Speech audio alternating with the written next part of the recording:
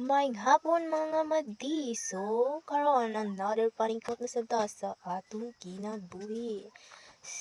So, mao ni naglakaw mi.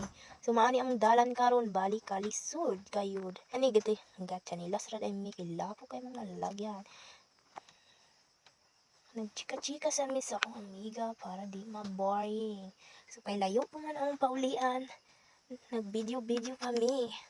Nadugay na akong video nami nahimo. Bininag daghan mi kay langas kaayo. Nya kami rin itong duha. So bali namong lingawa bisag kamirang duha ang gapauli.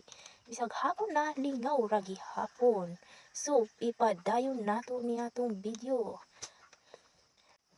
Nahagard na ko na may kay maulag kini kay ba lagi kunog kamera bisag sound hagard mo hapon. Bahala na nig hagard ang importante buhi ang kinabuhi. Ikatawa na lang nato ni bahala bati kay dayon ta sa ato ang kinabuhi. So aron hapit na mi maabot sa among paulian. Hapit na mi magbulag kay dili man mi uso balay. Kumaon ni akong gibidyohan akong amigang nagpauli kay magunari ko siya. Nag-iyahay mi video so maon ni naglakaw mi.